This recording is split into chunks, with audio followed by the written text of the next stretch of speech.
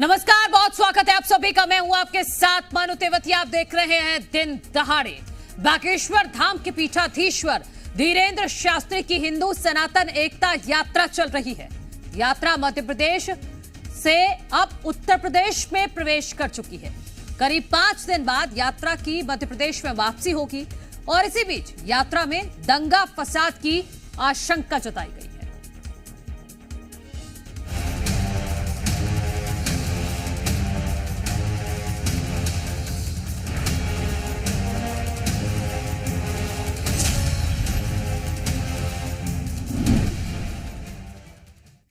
हिंदुओं को एकजुटता के सूत्र में पिरोने के लिए बाबा बागेश्वर धाम पदयात्रा निकाल रहे हैं। 160 किलोमीटर लंबी यात्रा का समापन 29 नवंबर को ओरछा में होगा। इसी बीच ऑल इंडिया मुस्लिम जमात के अध्यक्ष मौलाना शहाबुद्दीन ने यात्रा को सांप्रदायिक बताते हुए दंगे फसाद की धमकी दी है। यात्रा को सांप्रदायिक बताने पर बाबा बागेश्वर ने कहा कि देश को एक करना कौन सी सांप्रदायिकता है, हिंदुओं की को एक करना, सड़कों पर लाना कौन सी सांप्रदायिकता है। वहीं बीजेपी प्रदेश अध्यक्ष वीडी शर्मा ने दंगे की आशंका पर कहा कि यह मध्य प्रदेश है, आशंका तो दूर, यात्रा में पत्ता भी नहीं हिलेगा। ये सब प्रायोजित तरीके से षड्यंत्र कर रहे हैं। ये देश में दंगा चाहते हैं, इस देश में ये वैमनस्यता चाहते हैं, इसलिए ऐसी धमकियां दे रहे हैं। उनका अपना काम है, हम अपना काम करेंगे, करते रहेंगे। उनकी बातों में अगर उलझ जाएंगे तो हम अपने लक्ष्य से भटक जाएंगे। मध्य प्रदेश है, मध्य प्रदेश है, मध्य प्रदेश। आशंका तो छोड़ दो, एक पत्ता नहीं हिल सकता। इस प्रकार के गुंडे और अपराधी, इस प्रकार के वातावरण खराब करने वाले जो लोग हैं ना, ऐसे लोगों को मध्य प्रदेश के अंदर हर प्रकार से हमने जवाब दिया है, जवाब देंगे। न यहाँ नक्सलवाद चलता है, न यहाँ सिमी चलती है, न किसी प्रकार की देश विरोधी काम करने वाले लोग चलते। सुन लो जरा ढंग से। तो आपने देखा कि किस तरह से बाबा बागेश्वर की जो यात्रा चल रही है, इसको लेकर ऑल इंडिया मुस्लिम जमात की तरफ से यह आशंका जताई गई कि इसमें दंगे हो सकते हैं। लेकिन वीडी शर्मा जो प्रदेश अध्यक्ष हैं, वो ये कह रहे हैं कि यह मध्य प्रदेश है, यहां एक पत्ता भी नहीं हिल सकता। तो सनातन की ये यात्रा और दंगे की आशंका।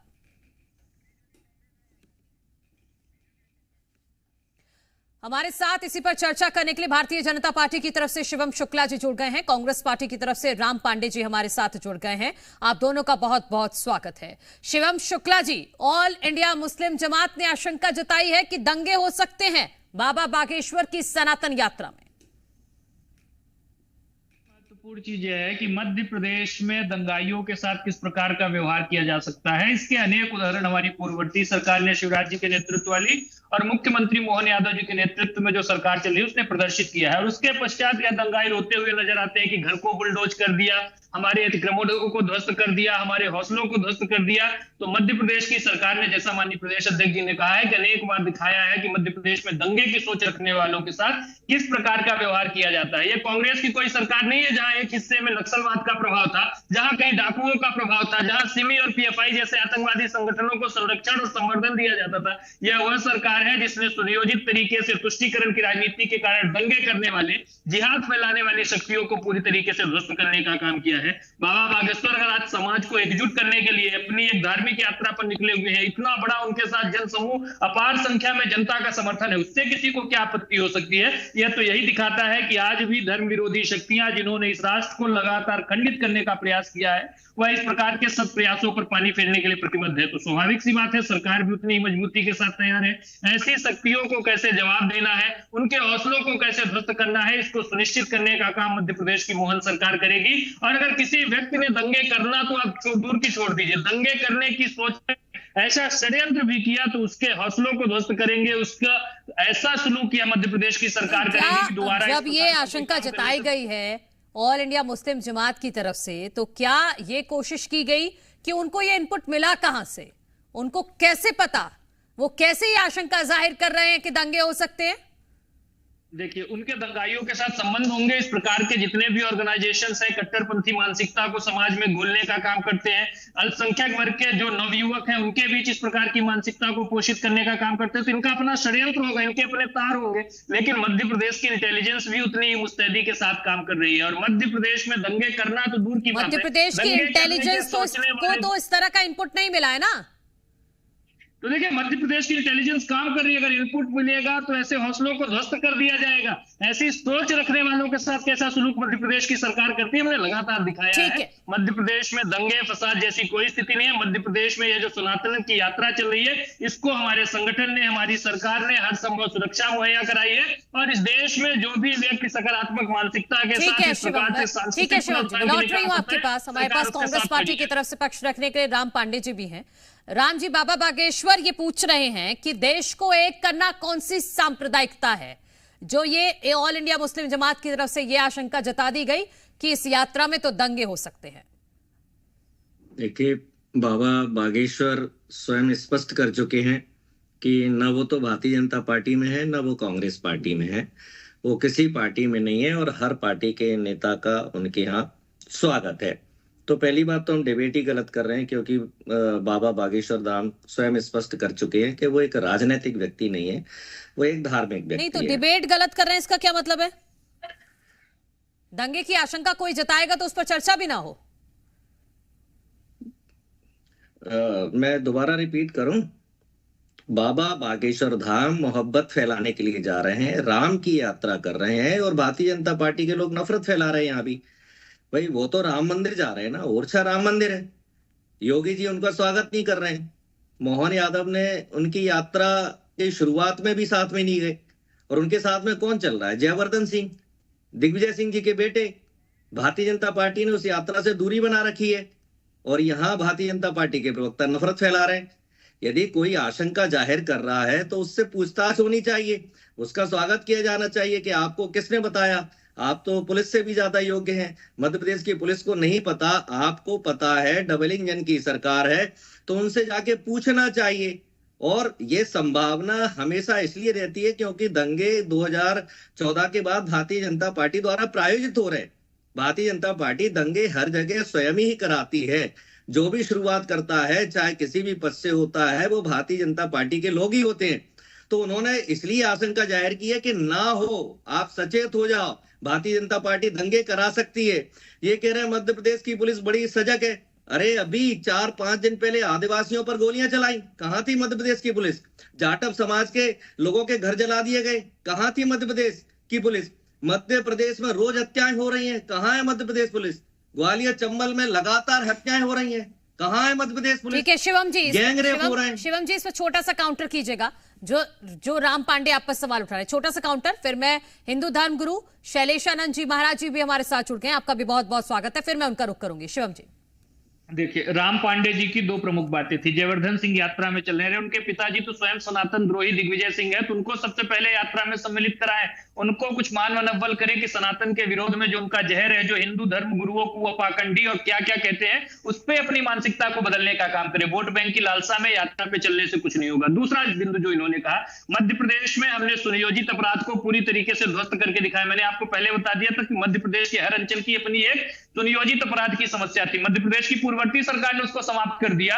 और आज भी अगर समाज में कोई ऐसा व्यभिचारी व्यक्ति है जिसकी इस प्रकार की दंगे की सोच है, जिसकी इस प्रकार की हत्या की सोच है, जिसकी इस प्रकार की डकैती की सोच है, उसके साथ कैसा सुलूक कानून सम्मत तरीके से किया जाता है, यह मध्य प्रदेश की सरकार ने मुख्यमंत्री मोहन यादव जी के नेतृत्व में एक नहीं अनेक बार प्रदर्शित किया है। तो ऐसे में यात्रा जो सनातन जागृति के लिए है, कांग्रेस को इस यात्रा को कहीं ना कहीं एक सकारात्मक भावना के साथ देखना चाहिए। और जयवर्धन सिंह को सबसे पहले वोटों की लालसा से ऊपर आकर के अपने परिवार को इस विषय पर एकजुट करना चाहिए, क्योंकि उनके परिवार के भीतर ही कई गुट बने हुए हैं। दिग्विजय सिंह तो सनातन के विरोध का देश में सबसे बड़ा चेहरा है। तो ऐसे व्यक्ति के जो सुपुत्र हैं, उनसे क्या उम्मीद की जा सकती है? ठीक है। शैलेशानंद जी महाराज जी, शैलेशानंद जी, इसका क्या मतलब है कि अगर बाबा बागेश्वर सनातन यात्रा निकाल रहे हैं तो इसमें यह आशंका जताई जा रही है कि दंगे हो सकते हैं?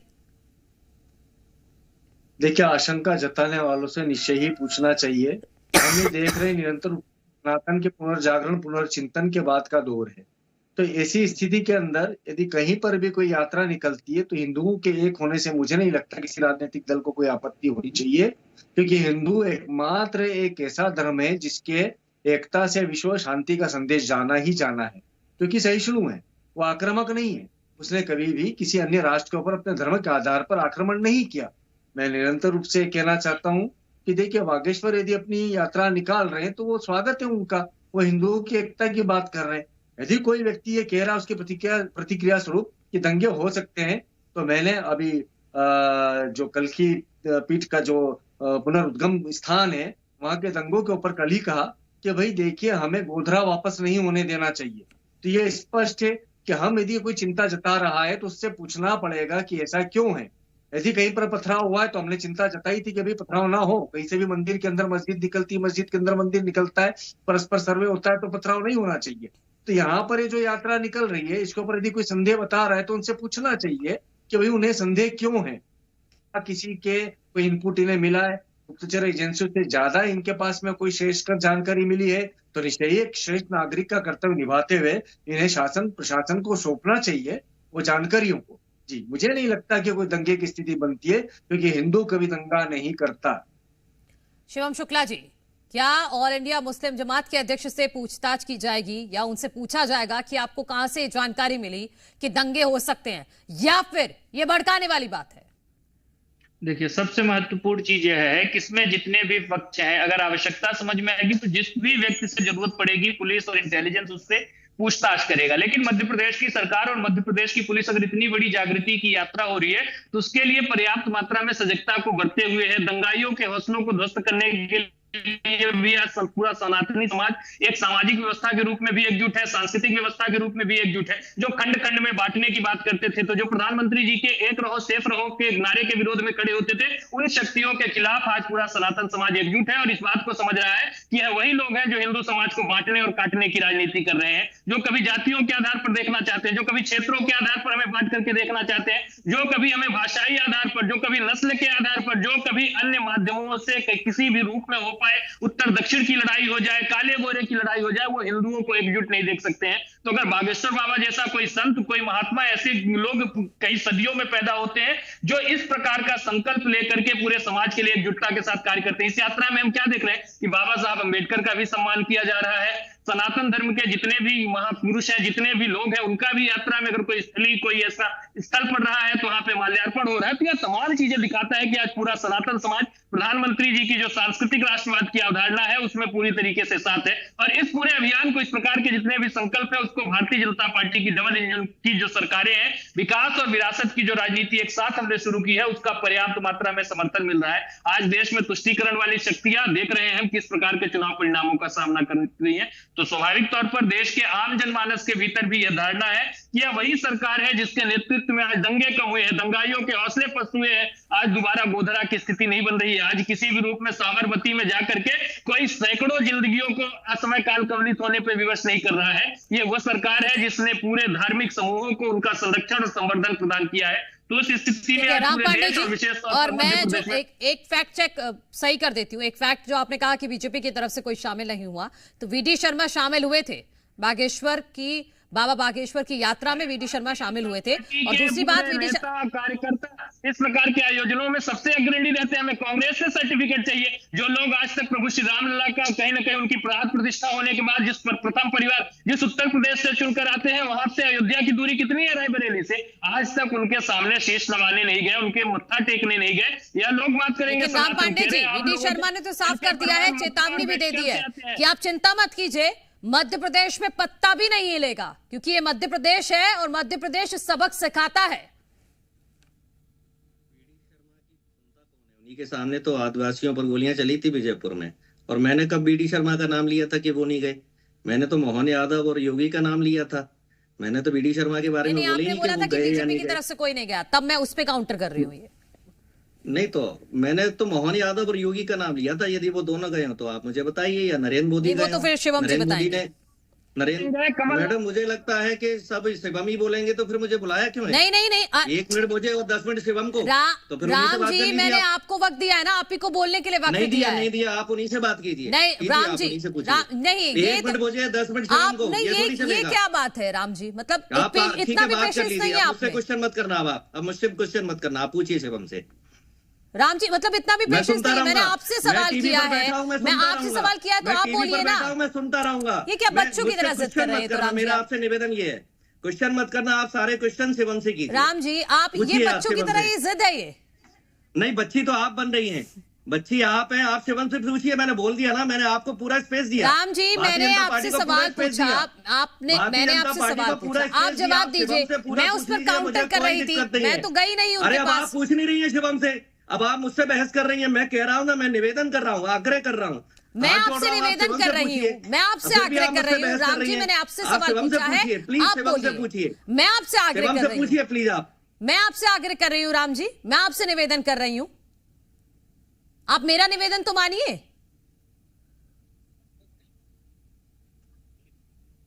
राम जी, आप नहीं बोलेंगे तो मैं चर्चा को आगे नहीं बढ़ाऊंगी। अब आपकी बारी, आप बोलेंगे। राम पांडे जी, अरे मनु जी, कांग्रेस को जब सनातन का विषय आता है तो नहीं, आप मेरे मेहमान हैं राम पांडे जी, आप मेरे मेहमान हैं।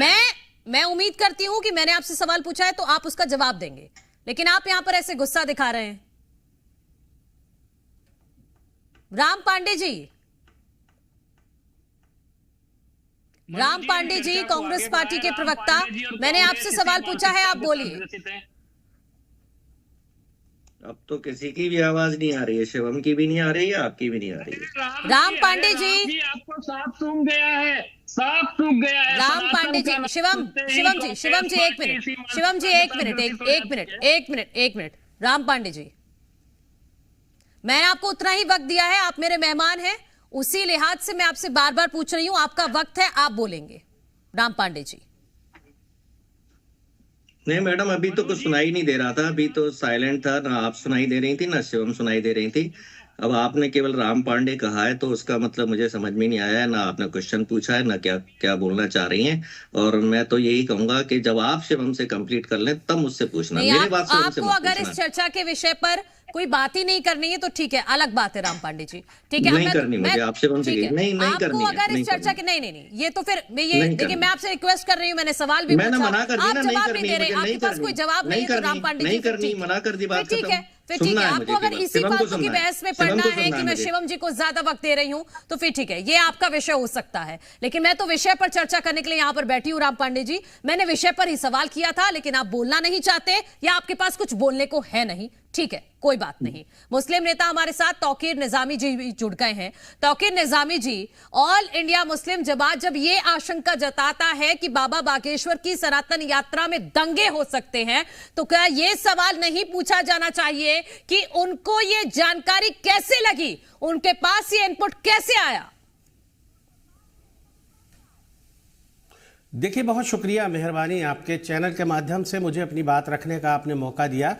चूंकि मैं थोड़ा सा देर से आपकी इस डिबेट में अभी जुड़ा हूं, और मैं तो कहता हूं कि भारत को अखंड भारत बनाने के लिए अगर यात्राएं की जाएं और संविधान को बचाने के लिए अगर यात्राएं की जाएं, सारे लोगों को एक साथ ले जाने के लिए यात्राएं की जाएं, तो कहीं ना कहीं यात्राएं सार्थक होती हैं। लेकिन मैडम, सबसे बड़ी बात यह है, सवाल ये उठता है कि एक धर्म विशेष को लेकर इस तरह से करना, ये कहीं ना कहीं थोड़ा सा ठीक नहीं है। हम लोग बाबा की यात्रा का विरोध नहीं कर रहे हैं, बाबा खूब यात्राएं करें, रोज यात्राएं करें, सारे लोग यात्राएं करें, लेकिन कहीं ना कहीं संघ और बीजेपी से प्रायोजित यात्राएं हैं, और यात्राओं में जिस तरह के नारे लगाए जा रहे हैं, कहीं ना कहीं वो नारे क्या नारे? एक आध नारा बताइए ना, लोगों को आघात करने का, थोड़ों को पहुंचाने का। भाई, आप तो खुद देखे ना किस तरह के नारे लगाए जा रहे हैं, क्या किया जा रहा है। तो मैं वही तो पूछना चाहता हूं कि आप कह रहे हो पूरे दलित समाज के भाई है, हमारे आदिवासी समाज के भाई हैं, किस तरह के नारों से आपत्ति है जो यात्रा में लगाए जा रहे हैं? नारे जो किसी एक धर्म विशेष के खिलाफ किसी भी तरह की टिप्पणी या किसी क्या? भी तरह का एंगल को बढ़ावा देते क्या? हैं, इस तरह के वही तो नारे मैं पूछ रही हूँ ना। न लगाए जाएं। नहीं, मेरा नहीं, कहना है नहीं, कि इस तथ्यों तरह पे की बात बातें कीजिए। न की जाएं। क्या बोला जिससे जा रहा है? बाबा बागेश्वर की सनातन यात्रा में क्या बोला जा रहा है ऐसा जिससे एक विशेष वर्ग भड़क रहा है या भड़क सकता है? क्या बोला जा रहा है? देखिए मैडम, मैंने फिर कहा कि ना तो कोई विशेष धर्म भड़क रहा है, न किसी को भड़कने की जरूरत है। आप रोज यात्राएं करिए, हमें कोई भी यात्रा से किसी भी तरह की कोई परेशानी नहीं है। हम तो कह रहे हैं कि पूरे अखंड भारत को एक करने के लिए आपने आपको नारों पूरी का जिक्र तरह किया से ना कि कुछ यात्राएं नारों से करनी आपत्ति चाहिए है, और रोज तो यात्राएं नारे करनी बता चाहिए। दीजिए कि कौन से ऐसे नारे हैं जिनसे दिक्कत हो रही है। अरे मैडम, नारे तो मैंने आपको बताया, तो जिस तरह के नारे हिंदू अलग-अलग राष्ट्र टाइप के की जो मांग नारे से होते हैं, आपत्ति जिस है, तरह ये के बोलिए ना नारे सीधा। लगाए जाते हैं। हिंदू राष्ट्र की मांग से आपत्ति है। हम तो, आप हिंदू राष्ट्र की बात कर रहे हैं, हम तो अखंड भारत की बात कर रहे हैं। हम तो पाकिस्तान को भी इसी में मिलाने की बात कर रहे हैं, हम तो बांग्लादेश को भी इसी में मिलाने की बात कर रहे हैं, हम तो अफगानिस्तान को भी इसी में मिलाने की बात कर रहे हैं। हम तो उसके पक्षधर हैं, लेकिन आप वो नारा नहीं बता पाए मैं वही जिससे पूछना आपत्ति है। चाहता हूं कि तौकीर बाबा निजामी जी, सबको एक वो नारा कराने नहीं के लिए बता बात पाया। कर रहे हैं, तो फिर बाबा को ये नारा दलित समाज को और जितने भी समाज, क्या इनके साथ रोटी बेटी का भी व्यवहार करेंगे बाबा? शैलेशारन जी, महाराज जी, मुझे लगता है आप बेहतर जवाब दे पाएंगे इसका। ठीक है, तौकीर निजामी जी। मनु जी शिवम जी, आ रही हूं आपके पास। शिवम जी, बिल्कुल सत्य। देखिए क्या है कि पर्शिया से मंगोलिया तक के बीच में जितने नबी हुए, जितने हमारे राम कृष्ण मोहम्मद सब हुए, अंततः सनातन धर्म की उस विचारधारा के अनुरूप वहां पर सभ्यताओं का विकास हुआ था। हम कहीं ना कहीं हम एक प्रयास करें कि ये जो जितने भी लोग छोटी छोटी यात्राओं के ऊपर भी आपत्ति उठाते हैं, उनको समझाए कि सनातन धर्म की व्यापकता क्या थी, क्या है और क्या रहेगी। हम इन विषयों को यदि उग्र तरीके से प्रस्तुत करेंगे तो हम और उनमें अंतर नहीं रह जाएगा। रही बात यदि कोई मौलाना को आपत्ति है यात्रा से, तो उससे स्पष्ट किया जाए कि भारत माता की जय वंदे मातरम के नारे से क्या अशफाक उल्लाह खान को भी आपत्ति थी? जो राम प्रसाद बिस्मिल के गले में हाथ डाल करके आजादी का संग्राम लड़ते समय नारे लगाते थे, वो वंदे मातरम कहते थे। उस समय कोई जाति धर्म वर्ण का भेद नहीं होता था। यदि इस भेद को मध्यकाल के पश्चात, आजादी के पश्चात, अभी हाल फिलहाल में किसी स्थिति में आरक्षण की परिस्थितियों में हुआ है और यदि कोई समरसता की बात कर रहा है, तो हम सबको स्वागत करनी चाहिए। चाहे वो कोई संत कर रहा हो, चाहे कोई नेता कर रहा हो, कोई समाज सेवी कर रहा हो या आमजन कर रहा हो। यदि बागेश्वर ये यात्रा के अंदर हिंदू एकता की बात कर रहे हैं, तो स्पष्ट होना चाहिए कि हिंदू एकमात्र ऐसा धर्म है जो कि विश्व शांति का पर्यायवाची, जिसने कभी भी किसी भी अन्य राष्ट्र पर आक्रमण नहीं किया धर्म के आधार पर। वो सदैव अपने आप में मस्त रहा, स्वस्थ रहा और दुनिया को स्वस्थ और मस्त रहने का आशीर्वाद देता रहा, मार्गदर्शन देता रहा।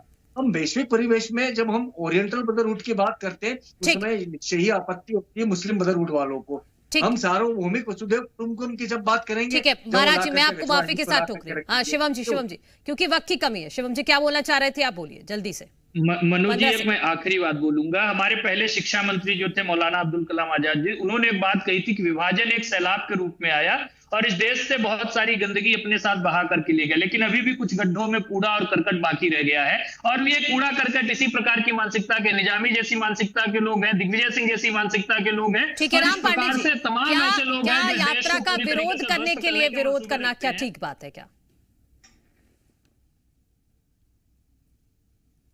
अब भी नहीं बोलेंगे क्या राम पांडे जी? राम पांडे जी को साफ सूझ चुका है सनातन के विषयों पर कांग्रेस। शिवम जी एक मिनट, शिवम जी वो मेरे मेहमान हैं, उनको मनाना मेरा कर्तव्य बनता है। एक मिनट रुक जाइए ना राम पांडे जी, क्या आप भी नहीं बोलेंगे? अब भी मैंने आपसे सवाल पूछा है, क्या आप भी नहीं बोलेंगे? अब भी मौन रहेंगे आप?